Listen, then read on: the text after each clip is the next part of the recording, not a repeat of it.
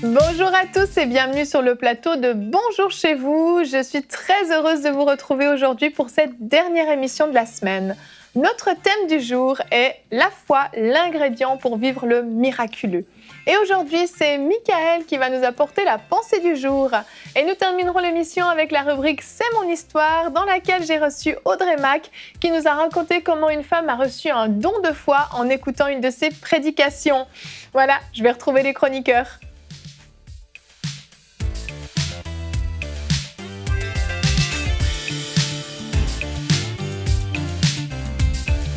Bonjour à tous. Bonjour Evelyne. Vous allez bien aujourd'hui? Ça va très bien. Ça va, toi aussi? Ça va très bien, merci Frank. Aujourd'hui, nous allons parler de foi. La foi qui est un ingrédient indispensable pour vivre le miraculeux. Donc on parle de foi, on parle de miraculeux et on en parle avec toi dans la pensée du jour.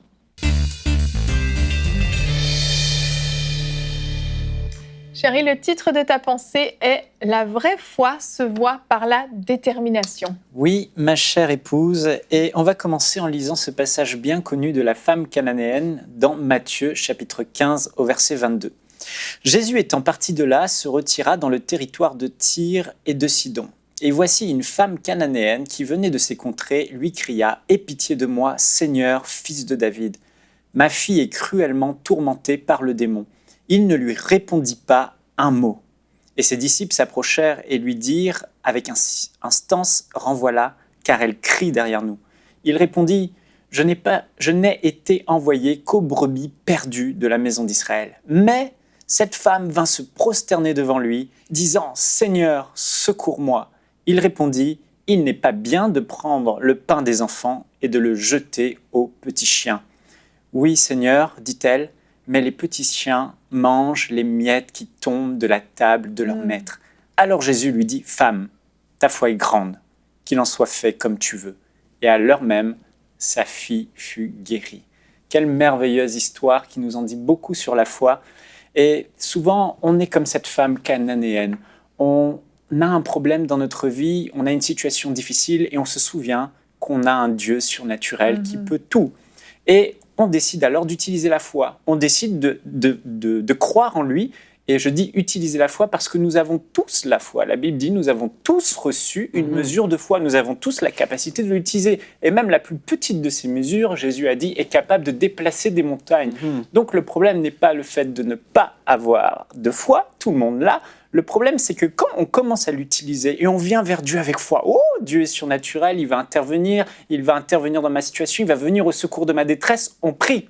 Mais comme cette femme, Jésus fait silence. Comme cette femme, on prie souvent, mais les circonstances ne changent pas. Le ciel semble être fermé, le ciel ne semble pas nous répondre, et c'est là que ça devient problématique. Parce qu'à ce moment-là, on doute.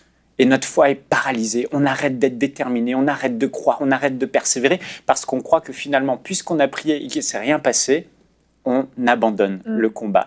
Et ce qui est étonnant de voir ici, c'est que Jésus va dire à cette femme, ta foi est grande. Pourquoi va-t-il dire à cette femme que sa foi est grande?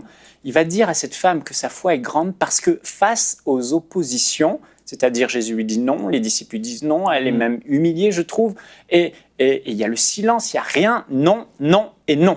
Je suis en territoire à l'extérieur d'Israël, je suis venu pour les Juifs, c'est pas mon moment de guérir et de délivrer ceux qui ne sont pas juifs, en plus en territoire étranger.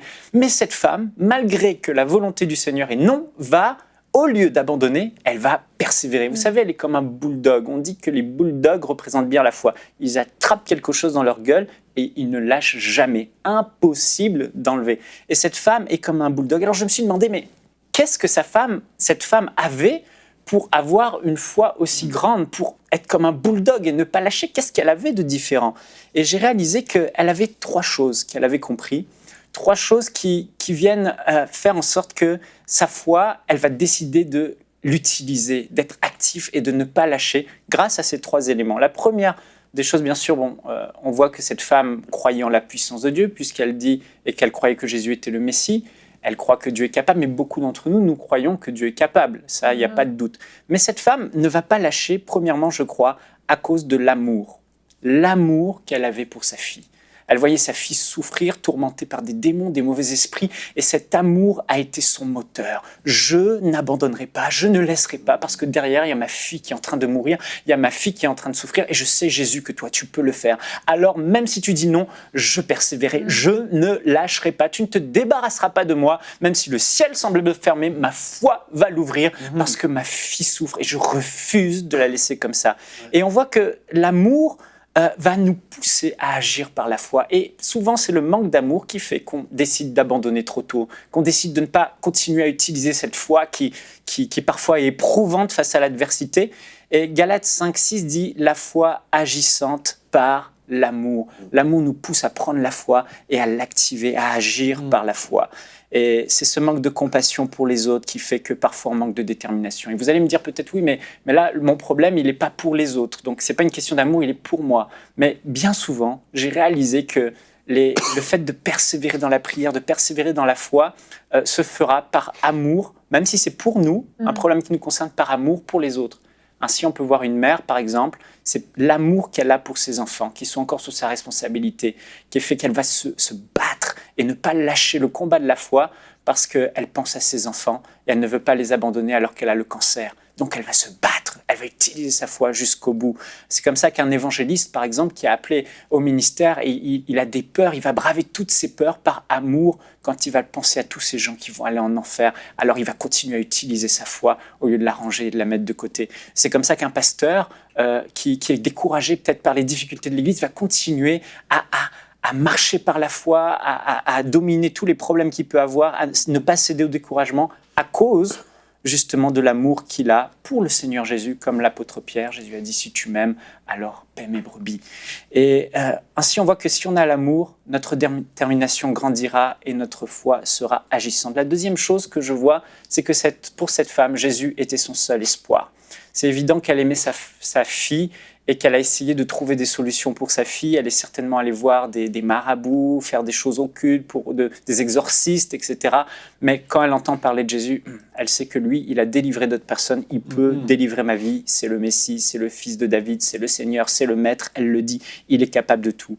Et je peux vous dire combien il est difficile d'être déterminé dans la prière et de ne pas lâcher quand on croit qu'il existe encore des solutions humaines. Cette femme était désespérée. C'est mon espoir, c'est mon opportunité, c'est la seule solution pour ma fille. J'ai déjà essayé avant. Et il ne doit pas y avoir de plan B. Et trop souvent, le plan B, c'est de dire, parfois, la médecine peut me guérir. J'ai des solutions. Mais voyez-vous, dans les pays pauvres, il y a plus de miracles que dans les pays riches parce que les gens, ils n'ont pas de plan B, ils n'ont pas de solution humaine, ils n'ont pas le gouvernement et l'aide sociale, ils n'ont pas les médecins et la médecine et les médicaments. Alors, quand ils entendent les promesses de Dieu, ils ne lâcheront pas parce que c'est pour eux et ils n'abandonneront pas le combat de la foi. La troisième chose, et je finis par là, c'est qu'on voit que cette femme a eu une révélation de la bonté de Dieu.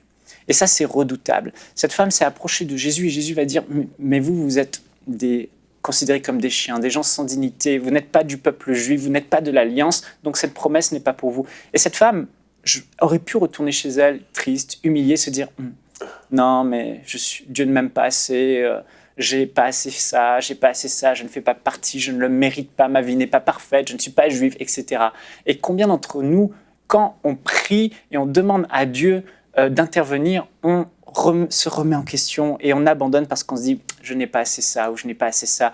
Mais cette femme, elle a refusé de regarder à elle. Elle a regardé à quelque chose qu'elle a vu au-delà des mots durs de Jésus, d'apparence dure. Elle a vu qu'il y avait en lui, dans son cœur, la bonté de Dieu. Et comme le psalmiste dit « Lève-toi pour nous secourir, délivre-nous à cause de ta bonté ». Elle a vu la bonté du Seigneur Jésus. Au lieu de regarder à elle, elle a regardé à lui. Et elle savait que sa bonté viendrait à son secours, quoi qu'il arrive, même si elle n'est pas parfaite, même si elle n'a pas si, même si ce n'est pas assez. Et c'est ça.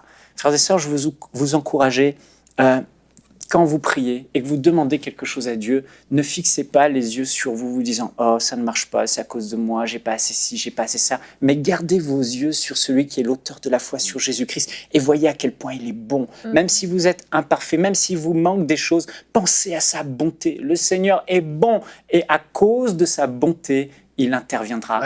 Alors vous ne vous remettrez pas en question et vous n'abandonnerez pas à cause de vous. Que Dieu vous bénisse et et pensez à ces 3 choses pour ne pas mettre votre foi de côté, mais agir par la foi envers et contre tout.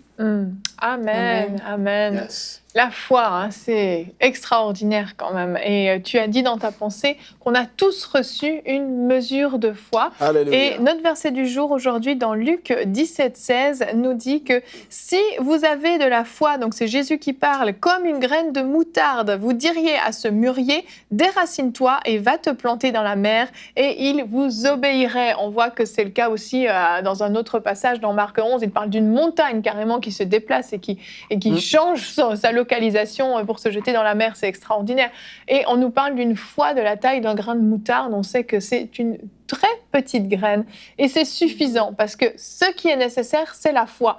La foi grande se prouve ensuite justement dans l'action, par la détermination, par cette capacité à faire des choses extraordinaires sous prétexte qu'on croit, parce qu'on a la foi, on est convaincu, on ne lâche pas, on ne cherche pas de plan B, de plan Z, de plan X ou Y, peu importe. On est convaincu et on ne lâche pas. Et ça, c'est vraiment ce qui prouve cette taille de foi finalement.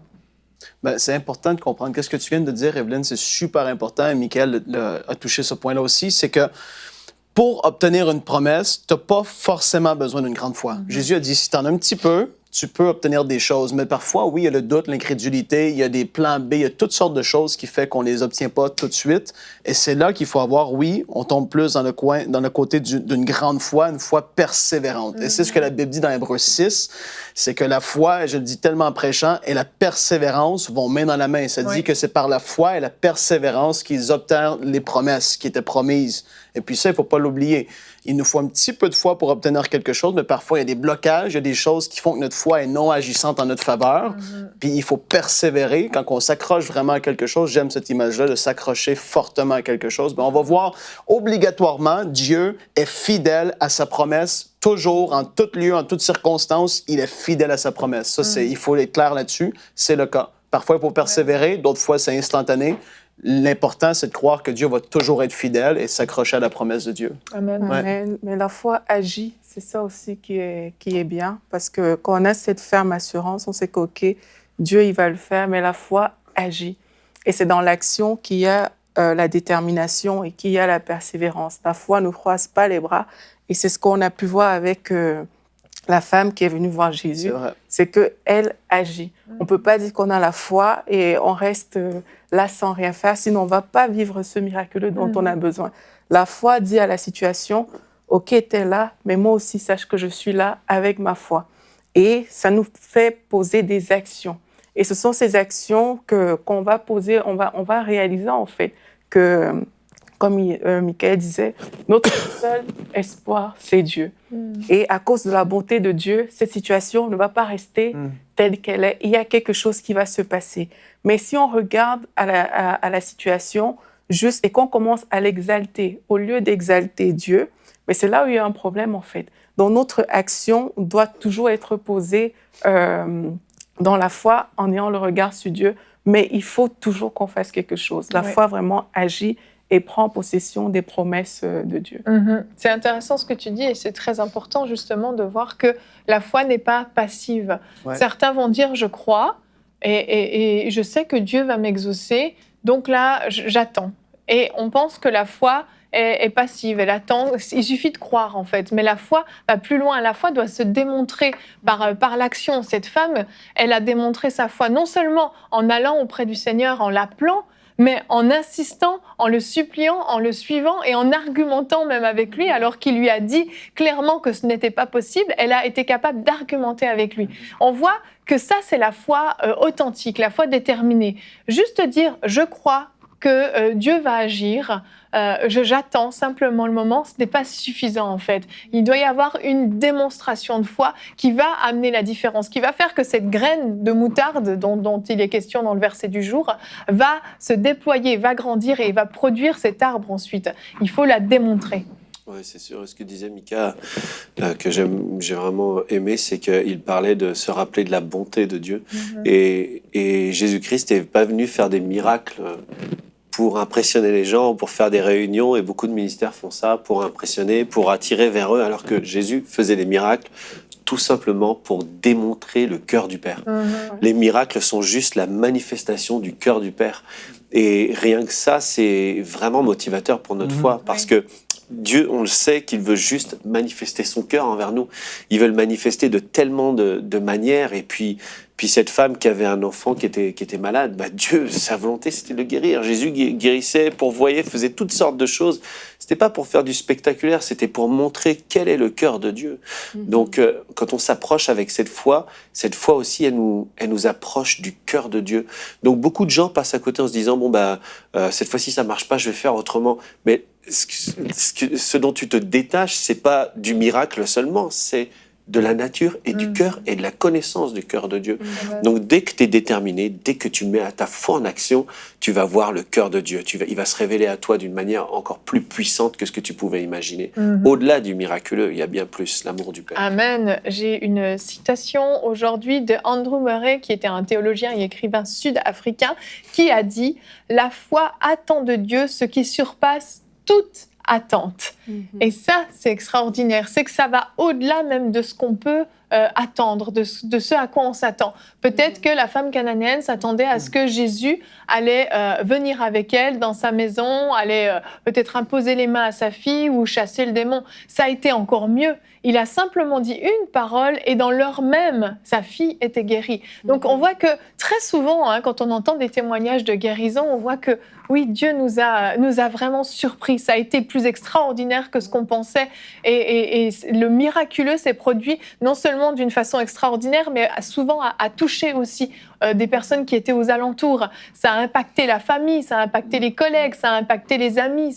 Donc Dieu nous surpasse très très souvent. Et souvent, on limite Dieu par le manque de foi qu'on peut avoir. On le limite, on le bloque, alors qu'en fait, il veut faire quelque chose d'extraordinaire.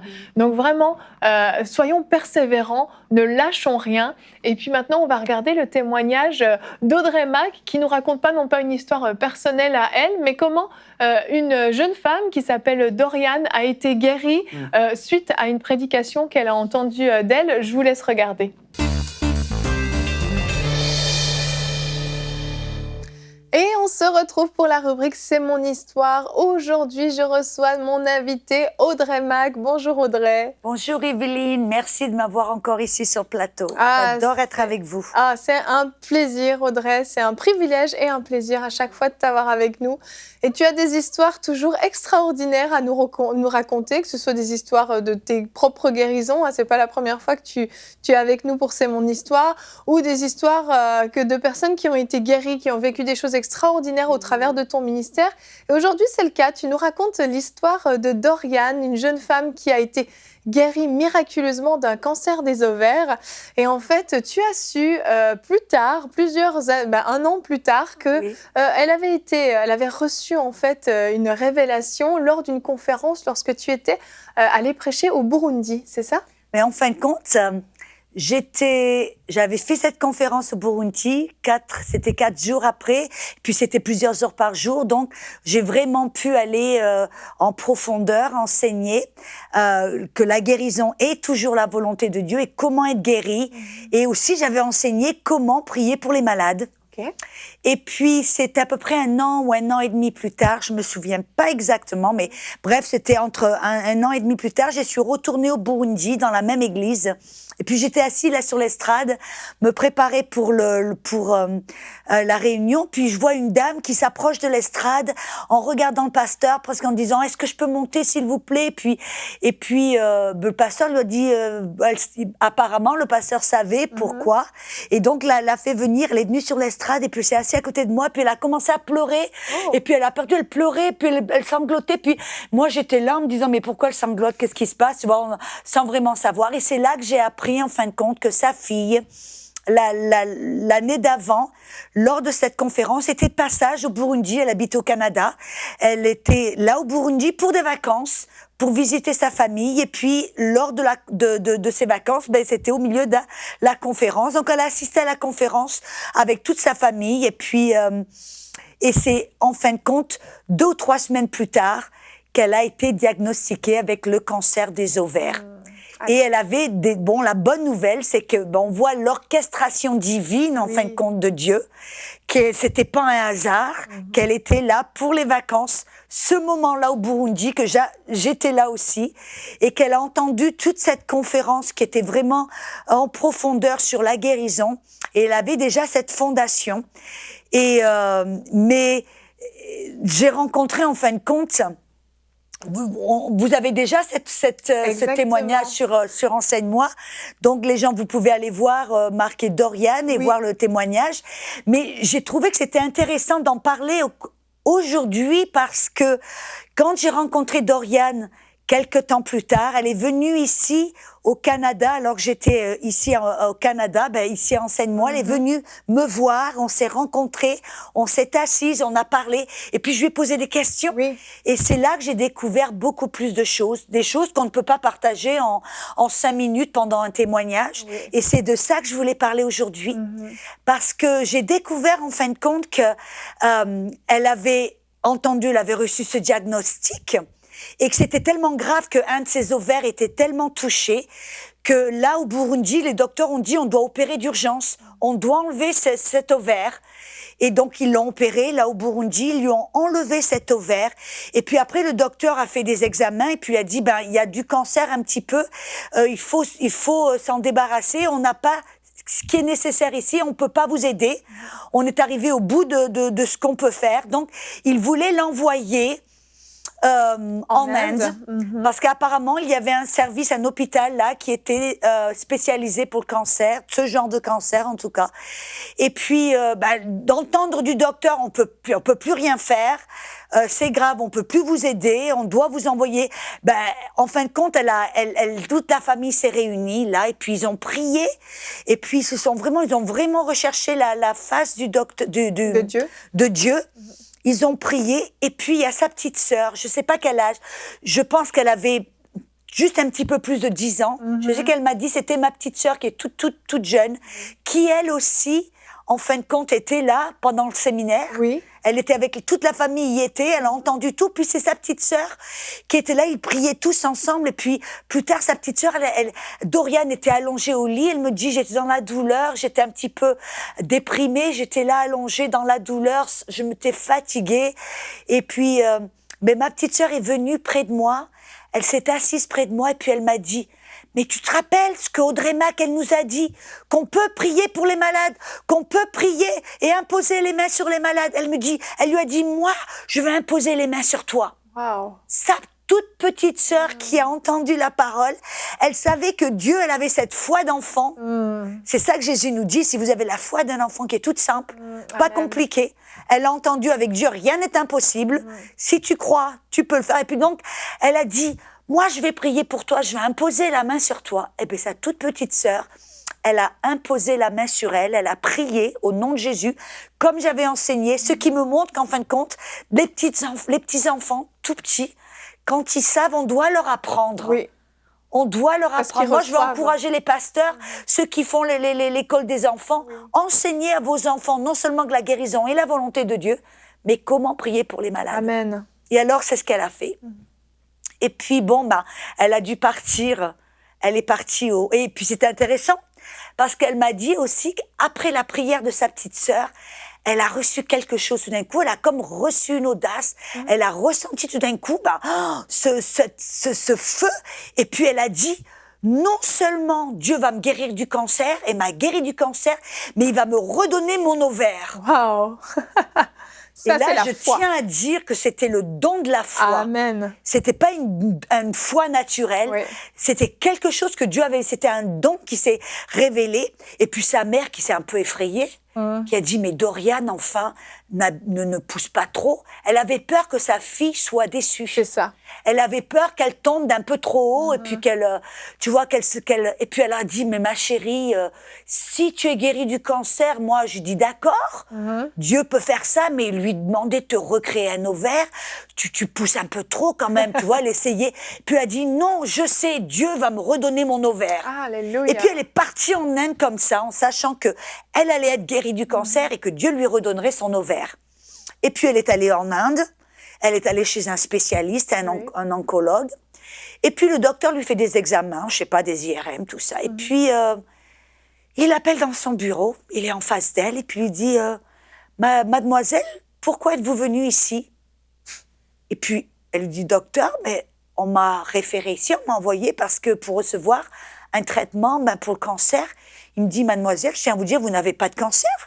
Wow. Il dit vos ovaires sont parfaits, vos ovaires sont intacts. Vos ovaires? Ah voilà, tu as vu? C'est Mais exactement ce qu'elle a dit. Elle a dit docteur, mes ovaires? Il a dit mais oui, regardez. Il lui a montré les radios ou les IRM, je sais pas. Puis il a dit regardez, vous avez vos 2 ovaires. Il dit je vois là en fin de compte que un de vos ovaires a une petite cicatrice, mais vos 2 ovaires, et puis il y a aucun cancer. Wow. Et puis alors là, elle a commencé à douter en disant est-ce que mon docteur, là, au Burundi, il a vraiment enlevé le... Voilà, elle était un petit peu... Donc elle a appelé le docteur au Burundi en disant docteur, est-ce que vous m'avez vraiment opéré des ovaires? Et puis le docteur lui a dit mais oui, je vous ai opéré, je vais enlever l'ovaire, et puis votre ovaire, il est dans un bocal de formol, là, sur mon étagère. Ah oui, et donc elle a été complètement époustouflée. Et puis après ça, elle a dit, quand je l'ai rencontrée, puis elle était tellement, elle me dit, je sais, puis c'était son témoignage, et puis on le voit, elle a dit, je sais que Dieu m'a guéri, c'est Dieu qui m'a guéri, Dieu m'a redonné mon ovaire, et puis Dieu va me donner des enfants. Eh ben c'est très peu de temps après qu'elle s'est mariée, puis maintenant j'ai appris, ça fait 1 an je crois qu'elle a un petit garçon, elle a un enfant. Et Dieu est bon. Mais ce que je tenais en fin de compte, et c'est pour ça que je voulais faire cette émission qui est tellement puissante, c'est pour montrer à tous ceux qui nous regardent et qui nous écoutent que là, les dons de l'esprit se sont manifestés. Il y a en fin de compte 3 dons qui se sont manifestés. Le don de la foi. Ce que Doriane, tout d'un coup, elle était là, allongée, un peu dans la déprime, en se disant, qu'est-ce qui va me passer? Elle voyait le pire. Après la prière, tout d'un coup, elle a reçu quelque chose. C'était le don de la foi, où non seulement elle pouvait croire pour la guérison, mais elle savait, elle allait croire pour que son ovaire soit recréé. Oui, c'est énorme. Et voilà, c'est énorme. Mais on voit qu'au travers d'une petite fille, sa petite sœur, les dons de guérison ont été manifestés au travers d'elle parce qu'elle avait le cancer dans son corps et tout d'un coup, plus de traces de cancer et l'opération des miracles. Pour la parce que recréation. l'opération des miracles, voilà, le don des guérisons, qu'est-ce que c'est? C'est quand il y a de la maladie, et la maladie part, le corps est guéri. Mais quand il vous manque un membre, il vous manque un organe, il vous manque quelque chose, on a besoin du don de l'opération des miracles pour que ça se recrée. Et tu te rends compte, Yveline? Parce que des fois, on a l'impression que, le don des guérisons, l'opération des miracles, ce sont les grands évangélistes seulement qui peuvent opérer ces dons-là, quand en réalité, une petite fille, toute simple, qui avait la foi, une foi toute simple, comme Jésus nous a dit, qui a cru à l'impossible. Elle a entendu ce que j'avais enseigné. Quand j'ai vraiment dû venir, j'ai dit, Dieu veut utiliser tout le monde. J'ai dit, on peut tous, si vous croyez en Jésus, que vous croyez, vous pouvez imposer les mains sur les malades et ils seront guéris. Cette petite fille, elle avait entendu, puis elle avait retenu. C'est fou. Et c'est dingue, en fin de compte. Pour moi, ce qui est très rafraîchissant, c'est que toute la famille était là, mais c'est sa petite fille qui avait cette foi toute simple et toute innocente, qui a cru à l'impossible. Et Dieu a opéré un miracle et les dons de guérison au travers d'elle. C'était tout simple en fait, ça ne demandait pas quelque chose d'extraordinaire de la part de sa petite sœur ou de la part de Doriane, juste la foi en fait. Et ce que tu as enseigné justement à cette conférence a changé radicalement leur vie, c'est évident. Mais qu'est-ce que tu avais dit dans cette conférence? Est-ce que tu peux rapidement, pour nos téléspectateurs, nous rappeler un peu les points principaux que tu avais partagés? D'abord, je tiens à insister que ce n'est pas moi qui ai prié pour Doriane. Oui. Parce que quand Doriane était dans la conférence, elle était apparemment en bonne santé. C'est 2-3 semaines plus tard qu'elle a entendu. Mais ce que j'ai enseigné point sur point. D'abord, la fondation principale, que la guérison est toujours la volonté de Dieu. Pour la simple raison, on voit même au travers de toute la Bible, que ce soit dès le début à la Genèse jusqu'à l'Apocalypse, que Dieu, il y a on voit un courant constant que Dieu, son désir, c'était toujours de guérir. Même quand ils étaient le peuple d'Israël dans la rébellion, Dieu a dit, si vous écoutez ma voix, si vous obéissez, mais vous serez en bonne santé. Oui. Et même si vous tombez malade, il a pourvu quelque chose, une alliance, un moyen, il a fait des choses pour qu'ils reçoivent la guérison. Et moi je dis, c'est toujours la guérison. Pourquoi ? Parce que Jésus a payé pour la maladie. Et s'il a payé pour quelque chose, c'est déjà payé. La facture dit payé. Donc si c'est payé, ça veut dire que c'est non seulement sa volonté, mais c'est accordé, c'est fait. C'est ça, c'est acquis. Et donc c'est même pas quelque chose dont on se demande, est-ce que c'est la volonté de Dieu ? Oui, il l'a prouvé en payant pour la maladie. Et puis j'ai non seulement parlé de la volonté parfaite de Dieu, mais aussi de montrer que c'est au travers de notre foi. Oui, c'est sa volonté, mais ça va pas se faire automatiquement. C'est notre foi qui, en fin de compte, prend possession de ce que Dieu a déjà donné. Tu vois, comme il appelait le peuple d'Israël, il leur a dit, je vous donne la terre de Canaan, la terre de miel et de lait, je vous la donne. Mais il va falloir traverser la rivière du Jourdain et vous allez aller devoir contre les géants. Oui. Ça leur était déjà donné, mais ils ont dû aller en prendre possession. Et le fait que les gens pensent, si c'est la volonté de Dieu, ça va se faire tout seul. Ce qui est vraiment, qui rend les gens passifs, et même j'ai rencontré une dame hier, elle me dit, mais j'ai prié pour que Dieu me guérisse. J'ai dit, oui, vous avez prié, c'est bien, vous avez la foi, mais la foi maintenant, elle doit passer, vous arrêtez de prier et commencer à recevoir. Amen. C'est ce que cette petite fille a fait, elle a dit, Jésus a payé pour la guérison, nous on va recevoir, et comment on va recevoir ? On impose les mains sur les malades. Et dans Marc 11, 24, dit, si vous croyez, vous devez croire que vous l'avez reçu. Oui. Et vous le verrez s'accomplir. Amen. Et donc, j'ai parlé de ça. Puis, j'ai parlé aussi des choses qui vont empêcher notre foi de fonctionner. J'ai parlé de certains genres d'incrédulité qui nous empêchent de recevoir et de manifester les guérisons. Et je voudrais vraiment encourager les personnes qui nous regardent, parce que sur enseigne-moi.com, en fin de compte, j'ai 2 séries très détaillées. Une, c'est un in-studio, je crois qu'il y a 12 ou 14 émissions sur la guérison divine, qui parle en détail, qui en dit encore, je crois, même plus de ce que j'ai fait dans la conférence. Et puis, il y a aussi une autre émission in-studio sur la foi victorieuse. Oui. Et même au travers de ces 2 séries d'émissions, on a reçu de nombreux témoignages de personnes qui ont reçu leur guérison. Moi, j'avais même reçu un jeune homme qui a été envoyé à la maison, qui devait mourir. Même son église s'était arrêtée de prier parce qu'il était un cas désespéré. Tout le monde avait abandonné. La seule chose qu'il pouvait faire, c'était d'écouter. Exactement. Et puis, il s'est enfermé chez lui. Son papa lui a mis le site internet. Il a trouvé par hasard, je dirais, ou coïncidence. Oui. Je dis ça, c'est une connexion ou une orchestration divine, comme Dieu sait si bien le faire. Et puis, il est tombé sur ces émissions, La foi victorieuse. Et puis, il les a écoutées. Il a fait la boucle. Il les a écoutées. Sans que personne ne prie pour lui, sans que personne n'impose les mains sur lui, il a été complètement guéri. C'est la parole. C'est pour ça que moi, c'est ce qui me réjouit le plus, c'est que c'est pas Audrey Mac, parce que les gens ont tendance à aller sur la personne et à mettre les yeux sur la personne, quand en réalité, c'est la puissance, c'est le Saint-Esprit et la parole. Exactement. Si on peut mettre nos yeux sur Jésus, qui est la parole, Jésus rempli du Saint-Esprit, et qu'on met notre foi en lui et en la parole, on peut être comme ce jeune homme, ou comme Doriane, ou comme cette petite fille. Oui.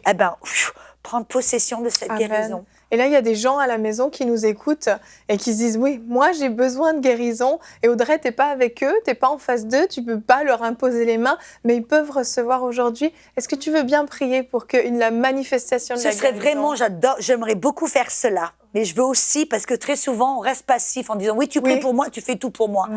Et je ne veux pas que les gens soient dans la passivité, dans le abracadabra, Audrey va prier. Je sais que vous allez être guéris, mais je veux vous inviter à aller écouter ces messages. Parce que si l'ennemi revient avec des symptômes, je peux prier pour vous, vous allez être guéris. Mais s'il essaie de revenir avec des symptômes, si vous êtes fondé dans la parole que vous avez entendue, les symptômes, ils vont tomber et vous allez pouvoir garder votre guérison. Oui. Je prie pour vous maintenant au nom de Jésus. Il n'y a aucune distance dans l'esprit. Amen. Que vous puissiez même, que cette émission soit diffusée aujourd'hui ou que ce soit, vous la voyez dans un an, peu importe, la parole ne perd pas sa puissance. La prière ne perd pas sa puissance. Et je prie maintenant que vos corps soient guéris. J'annule et je maudis toute maladie, tout esprit d'infirmité qui est attaché à votre corps. J'annule. Je commande à la stratégie de l'ennemi de lâcher prise. Je déclare que les esprits d'infirmité doivent partir de vos corps. Je déclare que vous êtes libres. Il y a une personne qui a la maladie de Crohn. Il y a la personne qui a une maladie le diabète, j'annule ce diagnostic sur votre vie. Quelqu'un qui a l'hépatite C, j'annule ce diagnostic. Je déclare hépatite C soit maudit part de ce corps. Au nom de Jésus, nous avons parlé du cancer. Je déclare qu'il y a des tumeurs maintenant, que la puissance de Dieu sous le son de ma voix attaque à l'instant même la tumeur. Et puis elle l'a réduit, elle l'anéantit, elle l'a détruit. Et puis vous allez voir que cette tumeur disparaît au nom de Jésus. Je déclare que maintenant vous souffrez de dépression, vous souffrez d'une fatigue chronique, vous souffrez de la fibromyalgie, vous souffrez de maladies bipolaires, vous souffrez de tout un tas de maladies. Je déclare que vous êtes guéris au nom de Jésus. Oh, et prenez votre main, mettez-la sur la partie de votre corps qui est malade. Et maintenant, je déclare la puissance du Saint-Esprit rentre dans votre corps pour guérir et pour réparer ce que la maladie a fait. Je déclare, mon diagnostic au nom de Jésus, c'est que vous êtes sain, vous êtes complet, vous êtes entier, vous êtes guéri et vous êtes puissant au nom de Jésus. Amen, alléluia, merci Audrey. Et vous l'avez compris à la maison, allez écouter ces séries dont elle a parlé sur le site enseigne-moi.com.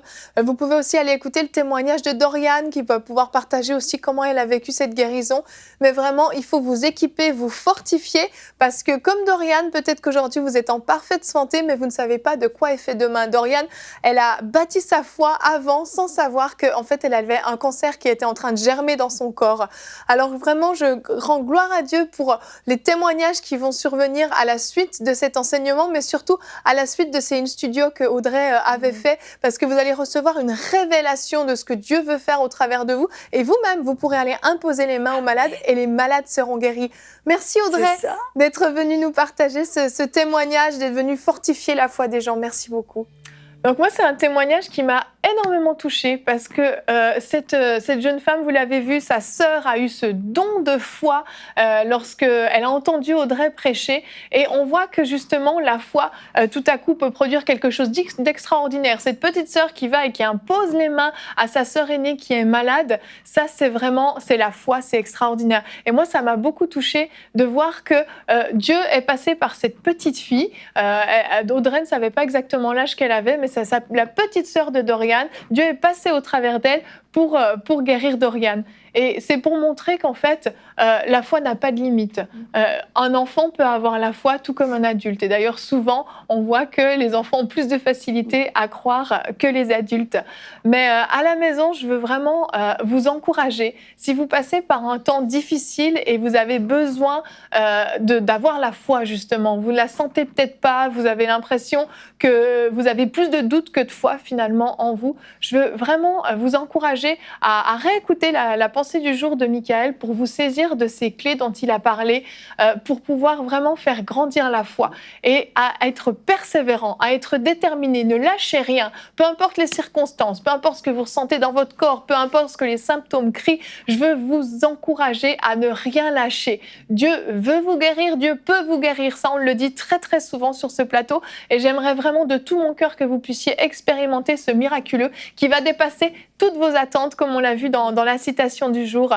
Donc soyez fortifiés, soyez déterminés, ne lâchez rien, ne laissez pas tomber. Si ça ne s'accomplit pas aujourd'hui, ça s'accomplira forcément plus tard. Merci beaucoup à tous de nous avoir suivis. Merci à vous pour cette émission. Et on va se retrouver la semaine prochaine pour encore de merveilleuses émissions de Bonjour chez vous. Je vous souhaite un formidable week-end dans la présence de Dieu et bonjour chez vous.